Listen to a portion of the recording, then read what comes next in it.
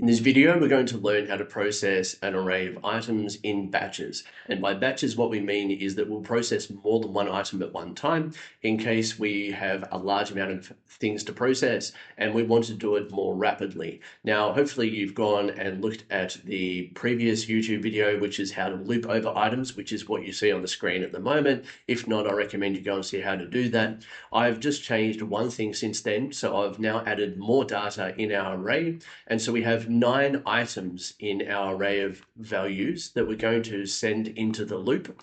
Now, in the previous video, we processed one at a time. If we would execute this again right now, then it would go through the loop 9 times, which is quite lengthy. I'll just show that now.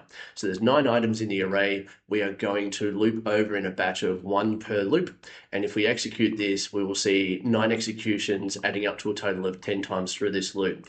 So we now want to accelerate this, and what we can do is change the loop over items batch size to be 3. And since we have 9 items, it will run through the loop only 3 times, and it will process 3 at a time. So we will show this in execution, and it's gone through 3 times through the loop. That's the number 3 on the right-hand side there in the processing node, and total is 4 because the final one is the done item. So if we open up replace me, we can have a look at each of the runs, and in the first run, it has taken the first 3 values from the array, which it has output and executed.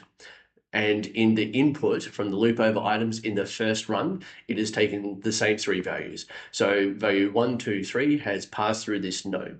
And in the second one, it's taken the next 3, 4, 5, 6, and it has passed those out. So we have now essentially accelerated our loop. So instead of having 9 runs through the loop, we now just have 3 runs. And this can be a great way of accelerating the processing of arrays and big lists of items.